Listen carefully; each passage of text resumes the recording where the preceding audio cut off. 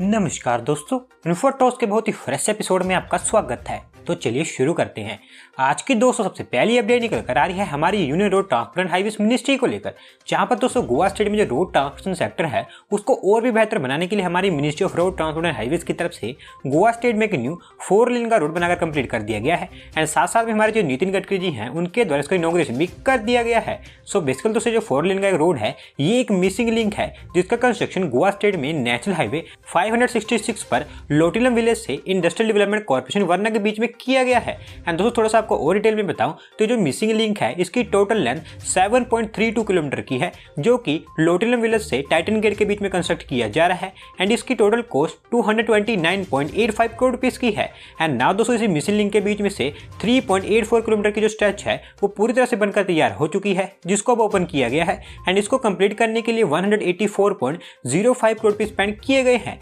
And now इसके operational हो जाने के चलते आने वाले समय में गोवा में पोंडा से मुर्मू गांव के बीच में जो डिस्टेंस है वो 12 किलोमीटर तक कम हो जाएगा। एंड साथ साथ में जो टाइम है वो भी 30 मिनट तक रिड्यूस हो जाएगा। एंड इसी के साथ साथ में दोस्तों हमारे जो नितिन गडकरी जी हैं उनके द्वारा ये भी अनाउंसमेंट की गई है कि गोवा में जो मोपा लिंक रोड है जो कि अराउंड 6.6 किलोमीटर का एक 6 लेन रोड होने वाला है, उसको भी 1200 करोड़ रुपये स्पेंड करके उसका कंस्ट्रक्शन भी जल्दी स्टार्ट कर दिया जाएगा।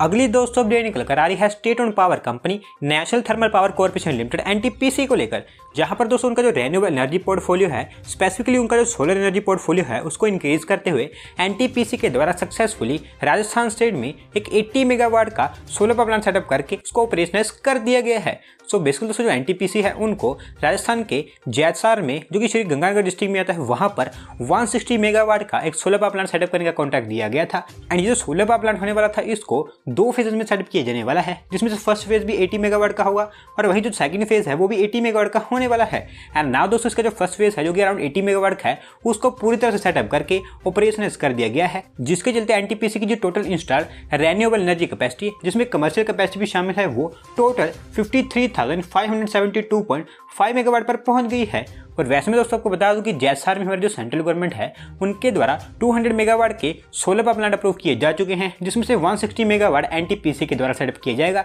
एंड वही जो रिमेनिंग 40 मेगावाट है वो किसी और प्राइवेट डेवलपर के द्वारा सेटअप किया जाएगा। बढ़ते हैं दोस्तों अगली अपडेट की तरफ जो निकल कर आ रही है टेस्ला के ओनर एलॉन मस्क को लेकर, जहां पर दोस्तों इंडिया में उनका जो सैटेलाइट इंटरनेट सर्विस है उसको लॉन्च करने एंड स्टार्ट करने के लिए एलॉन मस्क के द्वारा इंडिया में उनकी एक न्यू कंपनी को रजिस्टर करवा दिया गया है। एंड नाउ इसके चलते जल्दी ही वो इंडिया में उनका जो सैटेलाइट इंटरनेट सर्विस है उसको लॉन्च भी कर देंगे। सो बेसिकली दोस्तों जैसा कि आप जानते हैं हमारे जो डिपार्टमेंट ऑफ टेली कम्युनिकेशंस है उनके द्वारा हमारे देश में बहुत सारी कंपनीज को उनका जो सैटेलाइट इंटरनेट है वो लॉन्च करने के लिए अप्रूवल दे दी जा चुकी है, जिसमें स्टारलिंक, OneWeb इस तरह की कंपनी शामिल है। एंड नाउ दोस्तों इसी के अंतर्गत जो स्टारलिंक है उनके द्वारा इंडिया में उनकी जो सैटेलाइट इंटरनेट सर्विस है उसको स्टार्ट करने की अनाउंसमेंट कर दी गई है, जिसके चलते इंडिया में उन्होंने उनकी एक न्यू सब्सिडी को रजिस्टर करवा दिया है जिसका नाम Starlink satellite communication private limited रखा गया है। एंड स्पेसिफिकली दोस्तों इनकी जो सब्सिडी कंपनी होगी ये सिर्फ इंडियन बिजनेस के लिए होगी, क्योंकि इनको ये मैंडेटरी भी था, क्योंकि हमारे जो डिपार्टमेंट वाली कम्युनिकेशंस है उनके द्वारा जो सैटेलाइट इंटरनेट सर्विस लॉन्च करने वाली कंपनीज हैं इनको ये मैंडेटरी किया गया है कि अगर वो इंडिया में उनका जो सैटेलाइट इंटरनेट सर्विसेज हैं उनको लॉन्च करना चाहते हैं तो उनको मैंडेटरी है कि वो इंडिया में उनकी एक लोकल यूनिट सेटअप करे। एंड दोस्तों इसी के चलते स्पेसएक्स के द्वारा या फिर जो स्टारलिंक है उनके द्वारा उनकी इंडियन यूनिट्स को सेटअप कर दिया गया है। और वैसे मैं आपको बता दूं कि जो स्टारलिंक है उनका प्लान है कि वो दिसंबर 2022 तक इंडिया में 80% रूरल डिस्ट्रिक्ट्स को उनके नेटवर्क थ्रू कवर कर लेंगे। एंड वही उनका टारगेट है कि वो 2022 के एंड तक 2 लाख स्टारलिंक डिवाइसेस को सोल्व कर देंगे। तो दोस्तों देखते हैं आने वाले समय में हमें इससे रिलेटेड क्या अपडेट्स देखने को मिलती हैं। अगली दोस्तों अपडेट निकल कर आ रही है हमारी मिनिस्ट्री ऑफ डिफेंस को लेकर, जहां पर तो हमारी जो डिफेंस फोर्सेस हैं उनकी कैपेबिलिटीज को इन्हांस करने के लिए हमारी जो डिफेंस एक्विजिशन काउंसिल है जो कि हमारी मिनिस्ट्री ऑफ डिफेंस के अंडर में वर्क करने वाली हाईएस्ट डिसीजन मेकिंग बॉडी है, उनकी तरफ से हमारे देश में 7,965 करोड़ रुपीज के डिफेंस प्रपोजल को अप्रूव कर दिया गया है, जो कि आने वाले समय में हमारे जो इंडियन आर्म्ड फोर्सेस हैं उनके मॉडर्नाइजेशन एंड अपग्रेडेशन पर हेल्प करने वाली हैं। सो बेसिकली दोस्तों थोड़ा आपको डिटेल में बताऊं तो इसके अंतर्गत हिंदुस्तान एरोनॉटिक्स लिमिटेड से 12 लाइट यूटिलिटी हेलीकॉप्टर्स को प्रोक्योर किया जाएगा। इसी के साथ साथ में भारतीय इलेक्ट्रॉनिक्स लिमिटेड BEL से links UT fire control system को प्रोक्योर किया जाएगा, जो कि आने वाले समय में हमारी जो आर्म फोर्सेस की नेवल वारशिप्स हैं उनकी detection, tracking and engagement capabilities को इन्हांस कर देंगे। इसी के साथ साथ में दोस्तों Bharat Heavy Electricals Limited BHEL की तरफ से सुपर रैपिड गन्स को प्रोक्योर किया जाएगा एंड ये कुछ मेन बड़े बड़े प्रपोजल्स हैं जिनको अप्रूव किया गया है। इसके अलावा और भी बहुत सारे छोटे छोटे प्रपोजल्स को अप्रूव किया गया है एंड दोस्तों इन सभी प्रपोजल्स की खास बात ये है कि इनको मेक इन इंडिया इनिशिएटिव के अंतर्गत अप्रूव किया गया है, जिसके लिए सभी डिफेंस वेपन्स होंगे इनकी मैन्युफैक्चरिंग इंडिया में ही की जाएगी। तो दोस्तों यहाँ पर हमारी डिफेंस इंडस्ट्री से काफी अच्छी अपडेट हमें देखने को मिल रही है।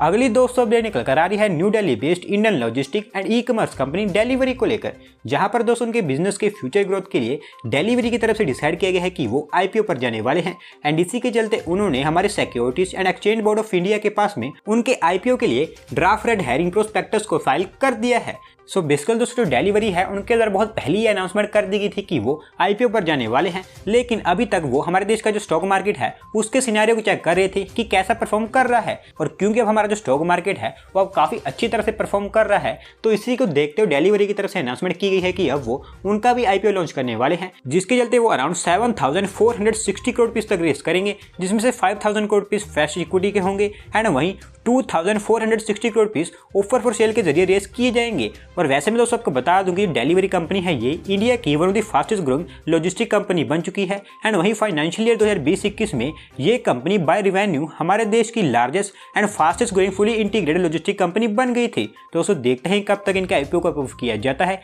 और कब तक इनकी तरफ से इनका जो IPO है उसको लॉन्च किया जाता है।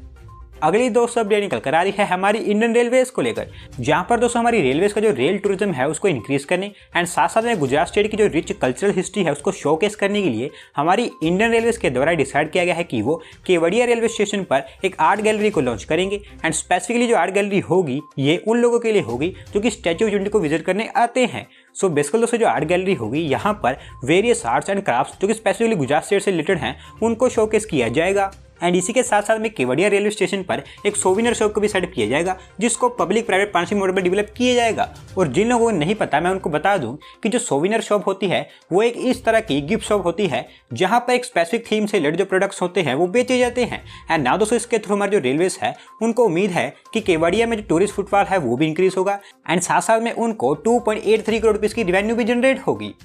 बढ़ते हैं दोस्तों अगले अपडेट की तरफ जो निकल कर आ रही है हमारी national highway authority of India को लेकर, जहां पर दोस्तों पंजाब स्टेट का जो रोड ट्रांसपोर्टेशन सेक्टर है उसको बेहतर बनाने के लिए हमारी जो national highway authority of India है उनकी तरफ से डिसाइड किया गया है कि वो पंजाब स्टेट में काफी बड़े बड़े एक्सप्रेसवे प्रोजेक्ट पर काम करने वाले हैं एंड इसी के चलते हमारे जो NHAI है उनकी तरफ से पंजाब स्टेट के लिए 1682 किलोमीटर के एक्सेस कंट्रोल एक्सप्रेसवेज को प्लान किया गया है। सो बेसिकली दोस्तों जो 1682 किलोमीटर के एक्सेस कंट्रोल एक्सप्रेसवे होंगे ये सभी के सभी एलिवेटेड एक्सप्रेसवे होंगे, जिनमें से 1100 किलोमीटर के फुली ग्रीनफील्ड होंगे एंड इनको पूरे न्यू तरीके से बनाया जाएगा एंड वही जो रिमेनिंग 528 किलोमीटर के प्रोजेक्ट्स होंगे वो ग्रीनफील्ड होंगे, जिसमें जो एग्जिस्टिंग एलिवेटेड एक्सप्रेसवे हैं उनको एक्सटेंड किया जाएगा। और उसको थोड़ा सा और डिटेल में बताऊं तो इनके लिए अराउंड 22,000 एकड़ ऑफ लैंड को एक्वायर किया जाएगा एंड इसमें मेनली लुधियाना, जलंधर, अमृतसर, पटियाला, मलोट, मंडी डाबली, फगवाड़ा ये कुछ मेन सिटीज रहने वाले हैं जिनको सबसे ज़्यादा लेंथ में रोड्स मिलने वाले हैं और ये सभी के सभी 4 to 6 लेन के एलिवेटेड एक्सप्रेसवे होंगे एंड इनका जो कंस्ट्रक्शन वर्क है उसको अगले साल 2022 में स्टार्ट कर दिया जाएगा एंड 40,000 करोड़ रुपये स्पेंड करके उसके अगले 3 सालों के अंदर अंदर इन सभी के सभी एक्सप्रेसवेज को बनाकर कंप्लीट कर दिया जाएगा। आज की दोस्तों लास्ट अपडेट निकल कर आ रही है Mumbai based Indian telecommunication giant Reliance Jio को लेकर, जहां पर दोस्तों रिलायंस जियो के द्वारा सक्सेसफुली हमारी यूनियन टेरिटरी लद्दाख में जो देमचोक एरिया है वहां पर उनकी 4G voice and data service को लॉन्च कर दिया गया है एंड नाउ जो रिलायंस जियो है वो हमारे देश का ऐसा पहला टेलीकॉम ऑपरेटर बन चुका है जिनके द्वारा यूनियन टेरिटरी लद्दाख के इस एरिया में mobile and internet connectivity available करवाई गई है। सो बेसिकली दोस्तों जो देमचोक है जो कि यूनियन टेरिटरी लद्दाख में आता है वो एक इस तरह का एरिया है जो कि इंडिया चाइना बॉर्डर के बहुत ही पास में है एंड इस एरिया को हमारे जो इंडियन गवर्नमेंट है उनके द्वारा कंट्रोल किया जाता है। और वैसे मैं आपको बता दूंगी जो चाइना है वो हर बार की तरह इस एरिया को भी उनका एरिया बताता है एंड दोस्तों इसी डिस्प्यूट के कारण यहाँ पर अभी तक जो इंटरनेट एंड मोबाइल कनेक्टिविटी है वो अवेलेबल नहीं हो पाई थी, लेकिन जून 2020 में हमारी जो सेंट्रल गवर्नमेंट है उनके द्वारा इस विलेज के लिए मोबाइल एंड इंटरनेट कनेक्टिविटी को अप्रूव कर दिया गया था एंड इसको सेटअप करने का काम रिलायंस जियो को सौंपा गया था एंड नाउ दोस्तों जो रिलायंस जियो है उनके द्वारा सक्सेसफुली यहाँ पर उनकी 4G voice and data service को अवेलेबल करवा दिया गया है, जिसके लिए यहाँ के जो लोग हैं वो रेस्ट ऑफ इंडिया इनफैक्ट जो रेस्ट ऑफ वर्ल्ड है उससे इजीली कनेक्ट हो पाएंगे। दोस्तों यहाँ पर हमारे जो यूनियन टेरिटरी लद्दाख है वहाँ से काफ़ी अच्छी अपडेट हमें देखने को मिल रही है। तो दोस्तों आज की वीडियो में बस इतना ही। अगर आप अपनी तरफ से कोई अपडेट सबमिट करना चाहते हैं तो डिस्क्रिप्शन में दी गई लिंक पर क्लिक करके सबमिट कर सकते हैं। और अगर आज की वीडियो पसंद आई हो तो वीडियो को लाइक करें, चैनल को सब्सक्राइब करें। धन्यवाद आपका वीडियो को देखने के लिए।